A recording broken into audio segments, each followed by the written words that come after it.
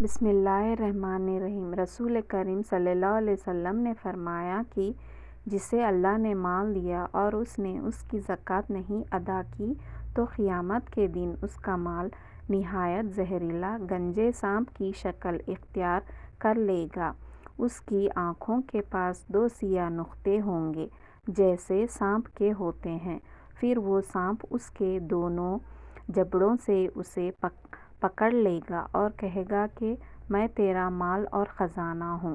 اس کے بعد آپ نے یہ آیت پڑھی اور وہ لوگ یہ گمان کریں گے کہ اللہ تعالیٰ نے انہیں جو کچھ اپنے فضل سے دیا ہے وہ اس پر بخل سے کام لیتے ہیں کہ ان کا مال ان کے لیے بہتر ہے، بلکہ وہ برا ہے جس مال کے معاملے میں انہوں نے بخل کیا ہے، قیامت میں اس کا طوق بنا کر ان کی گردنوں میں ڈالا جائے گا۔